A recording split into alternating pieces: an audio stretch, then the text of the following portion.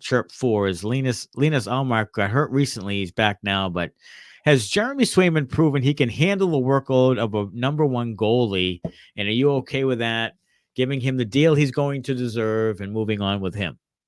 Yes, I am. Yes, and yes, and yes, and yes. Okay. I think he's still young.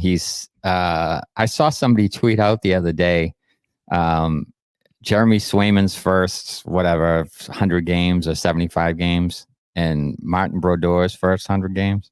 Did you see this? And No. Marc Fleury's first 100 games. But I'm so excited about it. Swayman is extremely favorable.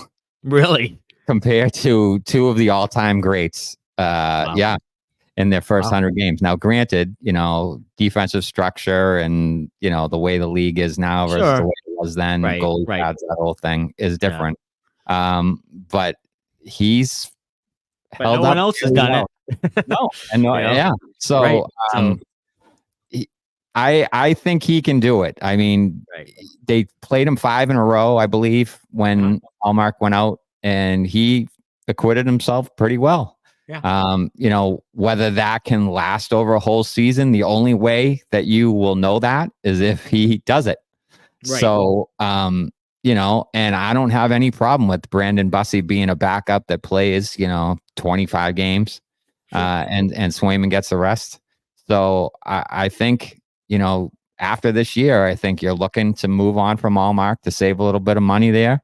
You're paying Swayman his, 6 times 6 or whatever it is, and bringing Busty in on a short, money deal, and saving some cap room and having Swayman be a guy. I mean, there's no reason that he couldn't do it when, Connor Hellebuyck's doing it, and there's other guys around the league that can do it. So I feel like he's definitely kind of shown that it might be his time now. I think you can probably keep the two of them through next season. Sure, you could. Yeah. You can. But is that a smart thing to do? Because you're going to end up losing Ullmark in free agency for nothing if that happens. It isn't a smart. It's not a smart. Deal him in the off season. You deal him in the off season. Yes, without a doubt. I don't think there's any chance you don't. Yeah, I mean, if you want to get a return for the guy. I mean, there's so many teams around the league that need goaltending. Oh my God, yeah. Like, why? I don't understand why you wouldn't entertain it. I mean, I understand that you're in love with this tandem and they hug each other and everybody loves each other and that's great. And they both play really well. And they're both together one of the huge reasons that this team is where they are right now. I understand all that. But if you have faith in Jeremy Swayman, then you think that he should be able to do this over a larger sample size. Right. And Brandon Bussi or Mike DiPietro, both of those guys are having pretty good years down in the AHL. So one of those guys playing 20-something games in this system, I think would be fine. Right. You might not get the level that you're getting with the two guys you have now, but a really, really good Jeremy Swayman, and one of those guys is a backup, and then you save yourself a couple $1 million and are able to go out and get, another top 9 forward that can score, or, a slightly better defenseman on the back end because you can pay him $3 or $4 million instead of $2 million. That's a win in my opinion. So I feel like you have to consider dealing Ullmark after the season's over, to get some kind of return for him. It would be dumb not to. It would be malpractice not to.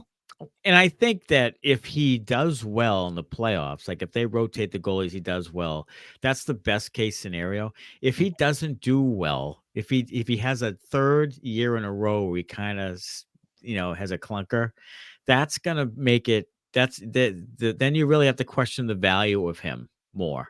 Mm-hmm. So that's what I'm concerned about, is that he's gotta play well this postseason, Ullmark, because then you can sell fairly high on him and say, okay, this guy's legitimate, number one. In a team like who I don't name one, Edmonton, Colorado, whoever, like teams that really have a good team, but goaltending might be holding them back, or some team that falls in the face because of their goaltending.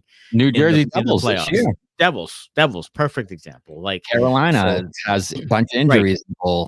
I mean, there's teams out there that would be looking for goalies. Right. So, especially if he backs up, a Vezina season with another really good season this year, and then, like you said, performs in the playoffs. Right. And the Bruins win a round or two. I feel like that's the time. Sell high. So yeah, I kind of feel like that's a no-brainer. So why do I feel like they're going to keep him and they're just going to lose the free agency? They will. I just feel like they are because they like to hug each other. Like, you know what I mean? Like, I just feel like it's the safe thing to do, and we'll lose him after next season. But we've got Bussy, and it's okay. Like, we're just going to plug Bussy in, so we're not really losing much. Yeah, you're losing a quality number one goaltender for nothing. That's what you're doing. The thing. Yeah, sure. You keep him after next year. His money comes off the books. You have the money to spend now, and you plug Bussy in. That's great. But you lose the chance to add more value to your team, especially when you don't have any goddamn draft picks because you already gave them all away. Right. So to be able to add maybe a first round pick, I don't know if they can get a first rounder for him, or a second, or a couple of seconds, whatever it is. Right. Any kind of thing that you can add to that cupboard that's barren right now, you need to consider that. So, yes, you do. So that it's like a no-brainer, in my opinion, that you entertain it. Now, if like a fifth is the best you can do, I don't think you do it. There's no value there. Right. If you can get, a third and a second, or a couple of seconds, or a second and a player, right. You gotta do it. You got to do it. You got to do it. You got to do it. If you can get a quality defenseman in a second, or whatever. I mean, I don't know. Just name something. I don't know. Second and a third, or whatever. Yeah. Then I say 2 seconds. Well, whatever. Then I do it, because you can replenish your system, your drafting, or you can get a guy that you can use going forward. So, that's a big deal. So it looks like right here on YouTube, our high-end producer. Put this into perspective. I flubbed this. I was just trying to share the screen earlier to make it easy, but it didn't work right. So I just pulled a clip of this. But I saw this morning when I scrolled through Twitter, and it made me chuckle because the New Jersey Devils are an absolute dumpster fire in the standings right now. But because Vitek Vanacek plays more than other goaltenders in the league, this yo-yo, Vinny Parise, if you listen to this, you're a yo-yo, is bragging that Vanacek has more wins than Jeremy Swayman, Sorokin, Ullmark, Ottinger, and Vasilevsky. Right. Now, I was going to scroll through the comments so you could giggle at some of them, but you won't be able to see it. Yeah, I mean, he plays more, so yeah. But, I wouldn't say that was hurt for portion of the year too. Him and Ullmark essentially play half. Vitek Vanacek has a 3.28 goals against average and an 883 save percentage. Yeah, wow. So you can take that and shove it up your asshole. Right. I mean, I picked the Devils to win the cup, and Vitek Vanacek is the reason I will lose it. Like, he's the reason. Like, that sucks. I mean, they need a goaltender big time. Yeah. Now, I don't know if the Bruins would trade Ullmark to, an Eastern Conference contender to make them better. Yeah, and their other goalie, Nigel Dawes, I believe, Nico Dawes, is 7-3 with a 319 goals against and a 903 save percentage in 7 games. Yeah. So Vanacek's played 27 games. That's why he has 16 wins. He's 7-2. Yeah. So the Devils are falling apart with injuries, and get out of here with the 88 save percentage. Get out of here with that. Bruins have dusted them a couple of times they played them. So, oh well. Chirp 5. Who should be